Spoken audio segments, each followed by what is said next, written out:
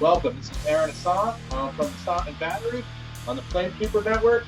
And in this episode, I have a group from Virginia called Grave Girls, and it consists of Danielle and Charli. So welcome to the show, guys. How you guys doing tonight? Hi. Great. We're doing all right, yeah. All right. So just wanted to start off by asking, what are maybe some of your guys' influences or some of the first influences even in music, not even just heavy music, but what were some of the first kind of things that really got you interested, artists and stuff?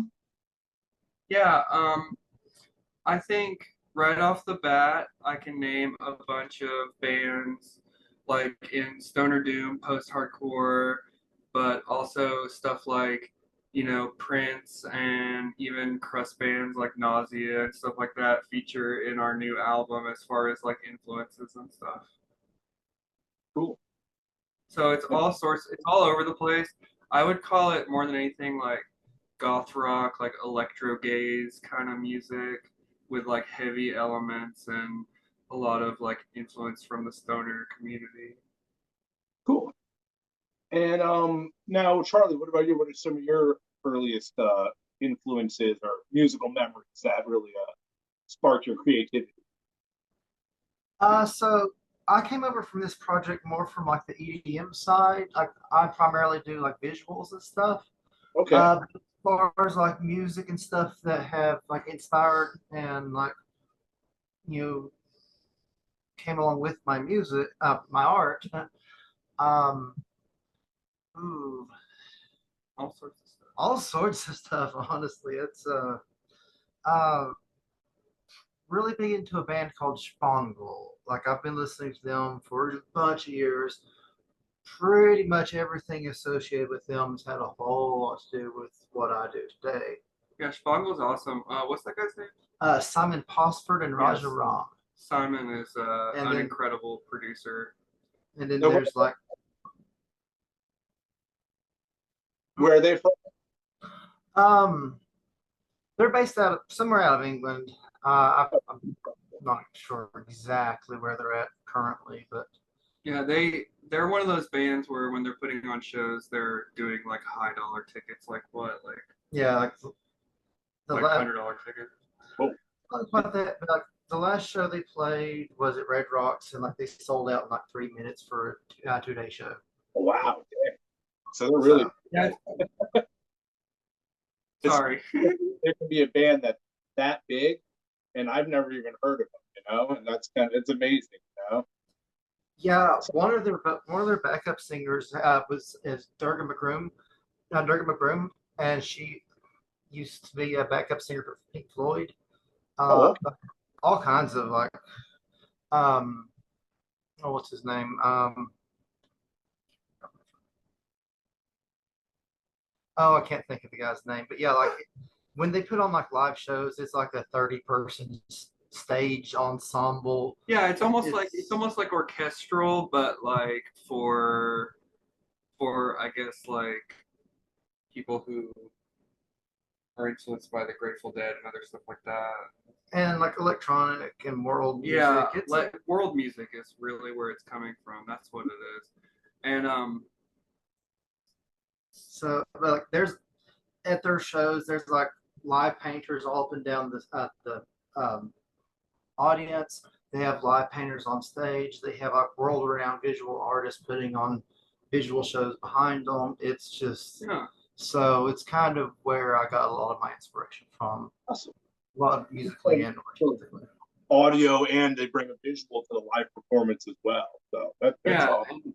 The way that connects to Grave Girls really heavily is, so Charli is doing the visual art for our show, and it is a big feature of the show. It's like literally half the thing. We feel like visual is like at least half the battle for musical art. So that's kind of what we're bringing to the table. But she also, what she does is she DJs my set. Okay. And so I'm playing instruments and, singing my parts and doing my thing. And she is essentially like DJing my set through Ableton that like syncs to the video and stuff. Oh, that's cool. Yeah, so with stuff that's like, we're basically doing like kind of a fusion between EDM and heavy music, which has been needed to happen for a long time. I'm sure there's other bands who do it. People would throw it in the like industrial kind of Yeah. realm of music, but I guess the thing about it is for us, I mean, sorry, I lost my train of thought on that. So I guess for us, Charlie will essentially DJ my set synced to the audio, and I think that the signal flow of a band like us is part of the artistic work. Okay. Yeah, Now, because like I mean, like the sound person for Grave Girls is essentially just getting like two cables. oh, okay. Yeah, but like we play with amps and everything else. So does you ever have any input on the visual, or does Charlie ever have any input on your audio, or do you guys just totally separate, or do you kind of Oh, collaborate? 100% collaborative. I do a lot of the art curation for Grave Girls, and have been kind of an influence on Charlie's work. But also, this album wouldn't exist without her in my life, honestly. So we are partners, and we have a relationship together, and so we're just kind of like doing this thing. It just made so much sense because between the two of us, we've worked every position in the industry, from show promoter to bartender to visual concert designer, which is a lot of what we do now with Charlie's company, Hexadecimal. Oh, cool. Yeah, it's what we do for money more than anything else, really. Yeah, it's one of the main things. She's very talented at this. Thank you. Awesome. Now, do you have any guys any of the previous musical projects or artistic projects or anything like that that kind of brought you into the Grave Girls? Or I know you have a production company, Danielle, right? The Wizard Productions, right? Yeah, it's The Wizard Productions, like the Wizard, and so with the Wizard Productions, I basically just like record and mix and master for bands in Appalachia, and I've been kind of calling myself Appalachia's heavy music queen lately. So that's the whole thing. And like for example, like Weedian, their posts and stuff. Yeah, so on their recent trip to Tennessee, four of the bands I had put work into at Okay. least four of the recordings on that compilation, which is kind of unheard of. I was the only person that even had like two, and I had four. So I mean, like underground royalty, I guess. I don't know, trying to make something of it.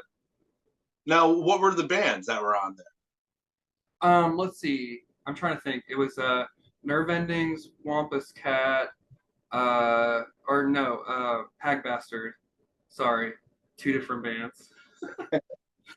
and and then Sign of the Sorcerer, and there was one other. And I'm trying to remember. Oh yeah, it was Wind Rider. Ah. Yes, my BB's Wind Rider. And actually, you mentioned that's how I first, I think, heard about you, because I think you produced their album, right? Wind Rider, the first one. Yeah, I produced the first one. We worked really hard on that, and it was kind of like coming together a vision of like a bunch of people who are very nerdy into the genre. And on the Doom charts this past year, 2023, that album peaked at 66, which was higher than Queens of the Stone Age, higher than King Gizzard, and it was just an amazing achievement out of basically 2,500 bands to get 66 place. As far as like placement. And we just recorded and are working on a new record for Wind Rider. Nice. And it's really cool. I'm excited. It's really just a huge step up. It's been a year and a half. I've been working every single day in the studio, essentially full time since then. So a year and a half. I mean, who were you a year and a half ago, right? You know, like it just things change. Now, what about you, Charlie? Any past musical projects or visual projects that you have a company as well? You said doing design and stuff, correct? For concerts. Yeah. So I'm a I do a lot of my own animation and stuff, Right. and so I've been doing concert visual design and VJing. Uh, you know, for mostly in Asheville, North Carolina, but Knoxville, Charleston, Nashville, regionally more or less. But I work for a friend of mine through a company called Your Lore, and he hosts pretty much like some of like the biggest like EDM touring producers out there. Oh yeah, it's like high dollar shows to even buy into some of these shows. Yeah. So like pretty cool. A few months ago, before a show, I went down there, climbed on a ladder, mounted a couple extra projectors, and we've turned the Asheville Music Hall into like this, three-sided. Yeah, it's like 270 degrees of visual, basically. Well, it's really cool. So we're using 3 projectors to do that, and Charlie kind of orchestrated that work. It's kind of amazing how someone can get that, vision in their head and then be able to execute that, Oh yeah. My girlfriend is oil painting, and I have no artistic talent. And sometimes she'd be like, "Oh, come on, do an oil painting. You can do it." And I'm like, "No, there's something between what I think in my head and then when I try to put it on the canvas that like it doesn't look anything like it's supposed to." So when someone can execute that, it really amazing. It's a hard thing, like, because sometimes I feel like my entire life is just synesthesia after synesthesia, if you know what I'm talking about. And where all I do is creative work and art curation and my own, I have my own agenda, like online and stuff. Yeah. I post this series called Self-Love and Kindness, which is kind of a self-help thing that I talk about trans issues and mental health and different stuff very honestly. And I guess people have kind of gravitated towards it and latched onto it a little bit. But yeah, it's just my personals online. I don't know. It's kind of taken off. Now, you mentioned trans issues. Now, have you gotten any kind of backlash from some of the heavy community for being pretty open about being trans and your stance and just being cool about it? So the heavy community in particular has been probably some of the most supportive, besides the work we do with Charlie's work, which is EDM, and it's honestly like a younger crowd overall, and a lot of the kids, I would say like 98% of people are nice to you up front, and probably like 80% of those people are going to be actually supportive of you and etc. And it just goes back and forth. It can be a little difficult because the people who are against it, I guess, are against like our lives and existence. Those people just kind of like they like really try hard. Yeah. They try really hard to like hurt you. And so, it's just when you're a sensitive person who is an artist who works with sensitive material, and I would call most of my music very emotive, very emotional content based and like moods and feelings and stuff. So that's actually what I think about it. So yeah. And speaking of, and because I've actually caught on some stuff too, because I have a trans son, and you get sometimes people online, like you're a shitty parent or something like that because of that, and I've gotten to the point now where I just don't even, I don't have time to listen to that shit. It's like it's stupid. It doesn't make any sense. It's it's people who really, honestly, I think have a problem with themselves, because if you're comfortable with yourself, why the fuck do you care what someone else, how they live their life, So that's, so I've caught some of that too. So I can only imagine like what you guys have to go through or you girls have to go through to, put up with some of that stuff. So, yeah, it just is what it is in ways, like, especially because me and Charlie are like kind of, you know, if you see us, you've recognized us. We stand out. We stand out, but also, you know, much love. Being trans is hard, and you know, supporting a trans kid is like an amazing thing to do. And so, you know. Oh, thank you. I mean, it was at first, you know, it was a little bit, you know, when he told me that, you know, hey, I don't think I'm a girl anymore. I think I'm a guy. At first, it was a little, you know, a little bit jarring and shocking, and then, you know, I don't know. And now I'm to the point where like I don't even see, I don't know, I don't even see him as a girl anymore. It's yeah, you know, I mean, you know, my dreams are as a woman, and I live my life as a woman, and I feel completely authentic as a woman. And that's something that has been a long time coming in my life. And I have always felt that way. And growing up in the 90s, growing up in a conservative Christian home, personally, was really difficult and just kind of like some other things, some trauma and etc. really shaped my life that like set me on this journey of self-discovery, and I feel like I just came to myself at the right time. awesome, awesome. I mean, I was my family was really lucky because my parents were, I mean, so supportive of my son, and they're just wonderful.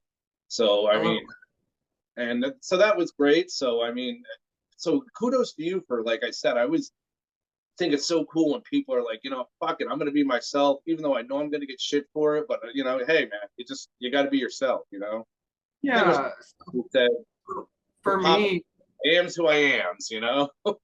yeah, so like for me, I've the self-love and kindness stuff that I post online, um, it can be very open and visceral and like my actual feelings and stuff. And so people have told me it's like changed them. I've had people tell me that I've inspired them to, you know, rediscover artistic work and creativity.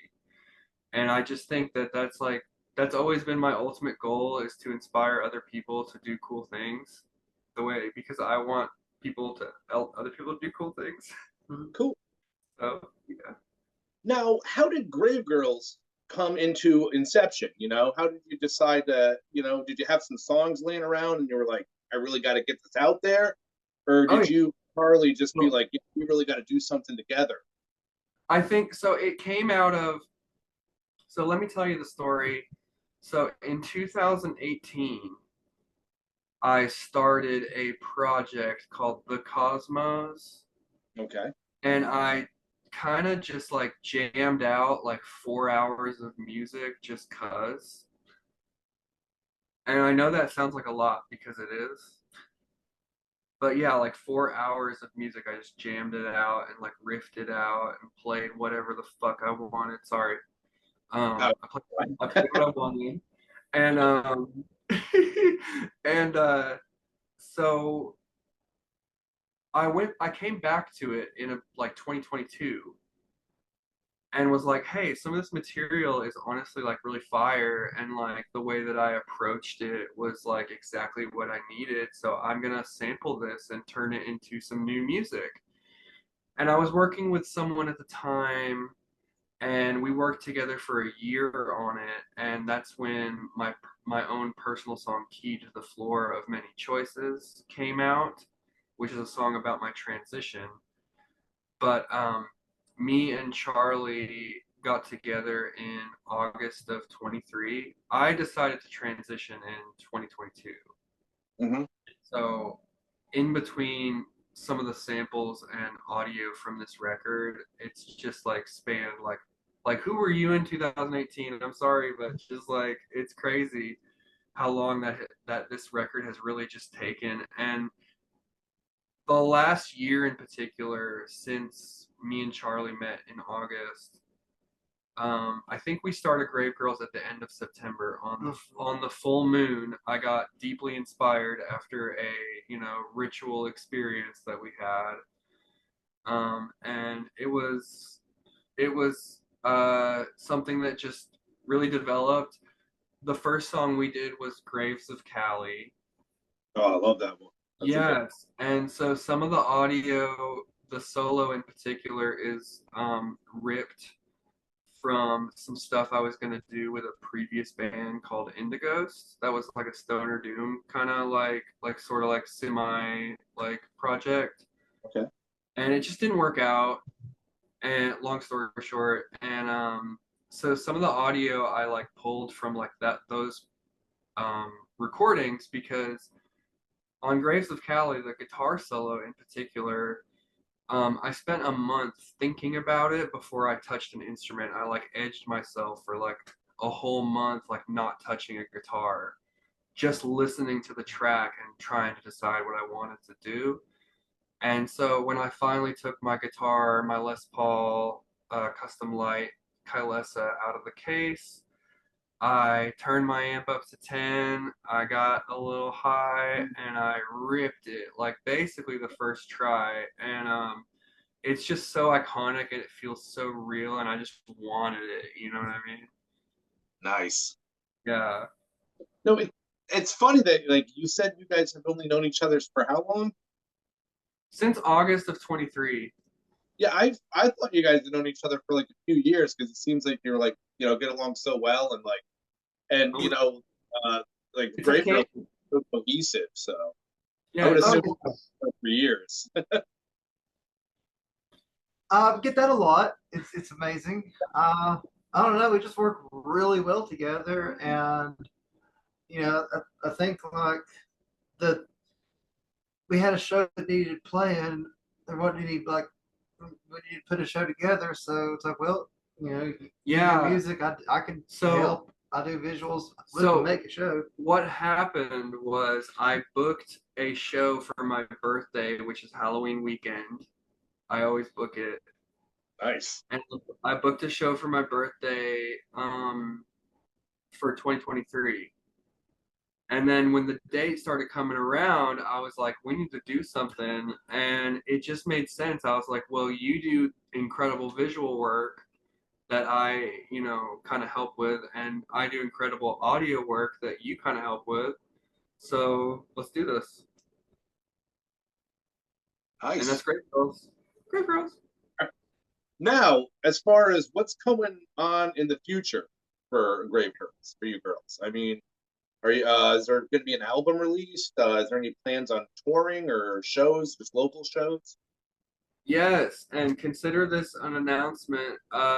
We are releasing our album Noise Candy on Earth Day 4/22/24. Nice. And that's a Monday. So starting Earth Day, that Monday, we're going to release a song every week for 8 weeks with a official music video that is animated directly by Charli. Oh, nice. For example, today she just cleared a song where she has to mimic she decided to mimic my voice and like my face. Mm-hmm.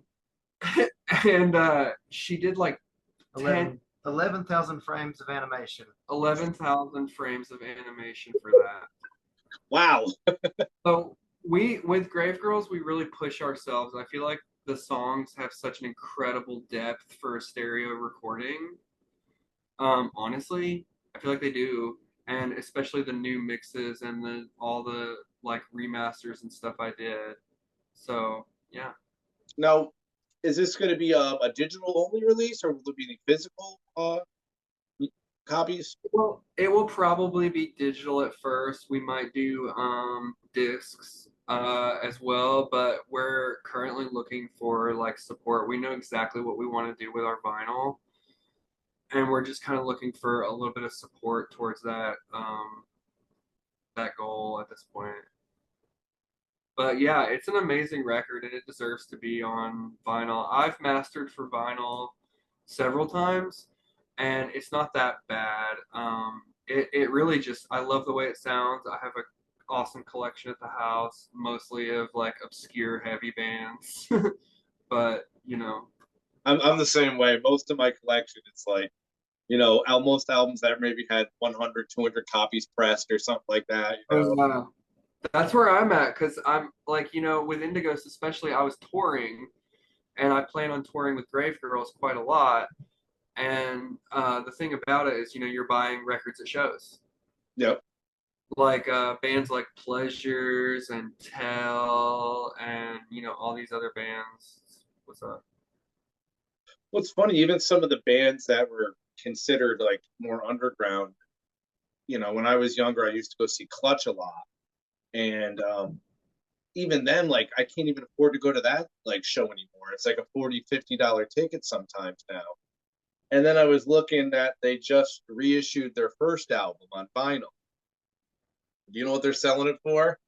What's that? It's a album. $57. 57. Oh, okay. 57. I was like, that almost kind of turned me off from the band. I'm like, that's a little pricey. That is a little pricey. But at the same time, music deserves. See, here's my philosophy on these things.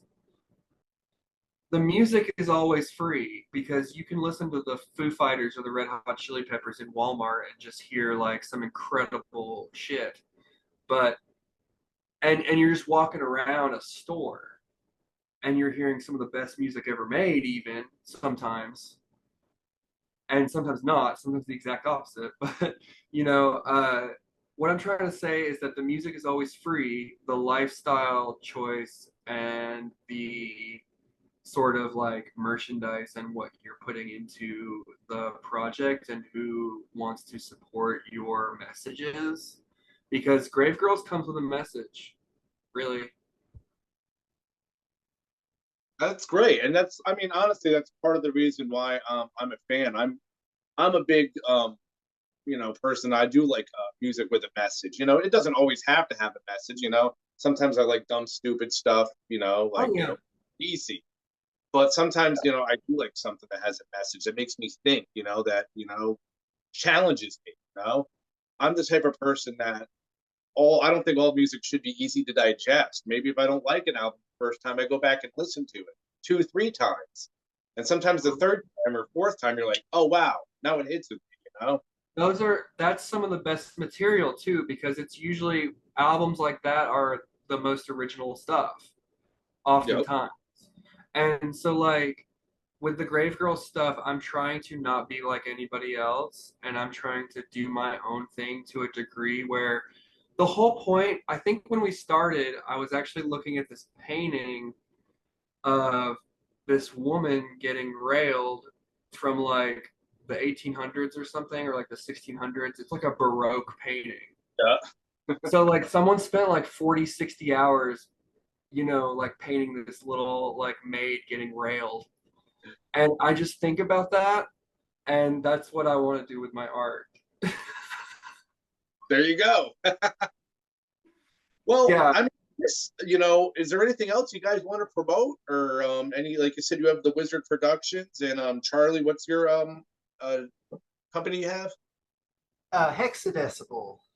Gotcha.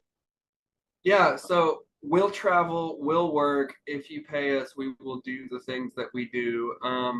Grave Girls just got a brand new screen, which is like huge and awesome, and the resolution is just incredible on this thing.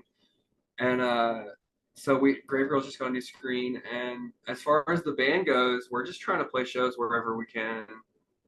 We're trying to have fun and like enjoy what we got. And be ourselves and do our thing. Yeah. Awesome. And where can people find your music at? Bandcamp and everywhere. Like I said, the music is free. So right now we have all of our demos for the album, except for a couple songs, up on like Spotify and everywhere else, like Apple Music, Deezer, like whatever. Yeah, like I don't even know what that is. Yes, the music may be free, but people go out there, spend some money, support bands. If you're gonna listen, more than pay for it. This is our new T-shirt that we got. You can't buy it. You can't buy it because we did it on pre-order, so you can't have one. Sorry. I ordered one. Oh, Yes, so you can have one. X. I love it. I forgot that you ordered one. That's amazing. Top of I love things. that. Yeah, you can have this one. I'm just All kidding. right, nice. Hopefully it'll fit me. I kind of I like to For eat. sure. So. Well, I that love about things up for tonight. It was great to have you girls on. It was awesome to talk to you. And like I said, everybody out there, check out Grave Girls. Go check out these ladies' music. It's some good stuff, interesting stuff. It'll really make you think. And go find them on Bandcamp, anywhere you can find music. This is Aaron Ossont for Ossont Battery. Have a good one. You guys have anything else you want to say? Again, we also have a YouTube channel, and that's where our videos will be releasing starting on Earth Day. Every Monday, Grave Girls. Grave Girls, awesome. Ossont Battery, Flamekeeper Network. Stay heavy, everybody.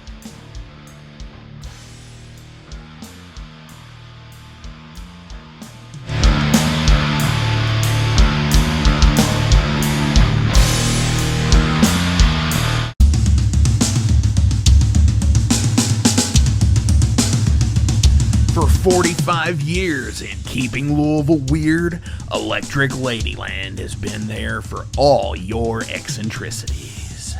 While they do offer the best smoking supplies out on the market today, there's a whole lot more to check out. From ashtrays and blacklight posters, to records, incense and burners, and items to stock your metaphysical supply. They're open from 10 to 10, 7 days a week. Located at 2325 Bardstown Road in Louisville, Kentucky, and at electricladyland420.com. Roll out.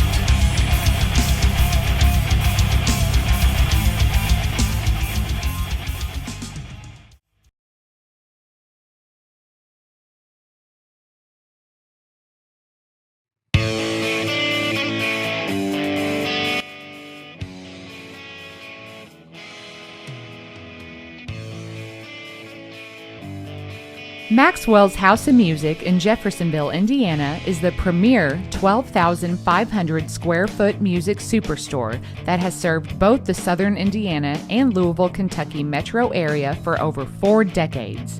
Originally founded by Marvin and Beverly Maxwell in the 70s, this gym remains a Maxwell family-owned business. Mark Maxwell, along with his business partner, Whitney McNichol, continue the reputation as being a national resource for all things music. In 2022, the iconic Guitar Emporium of Louisville relocated to Maxwell's Music, creating the largest independently owned showroom in the region.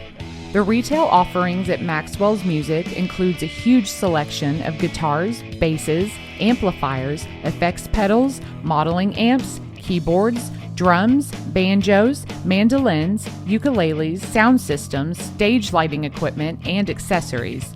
The music education program at Maxwell's is second to none. From private instrument and voice lessons to DG, EDM, recording, songwriting, and music theory, to rock school, weekend warriors, and Maxwell's Music Lab, there is something for every age and every ability level.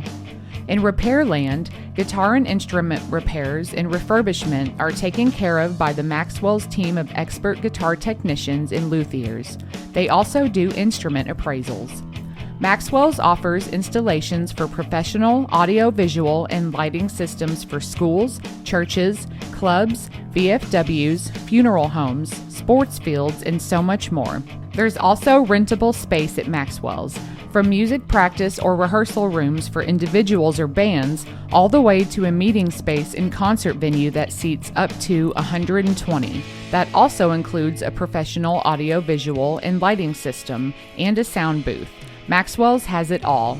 All this plus an original, functioning 1947 recording booth to make your own record, to the Guitar Hero throne, to their very own Elvis statue, and don't forget the Harmony Green Pocket Park.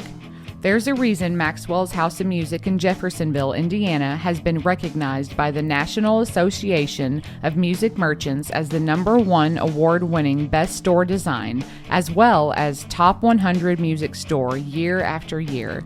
You gotta see it to believe it. Maxwell's House of Music in Jeffersonville, Indiana.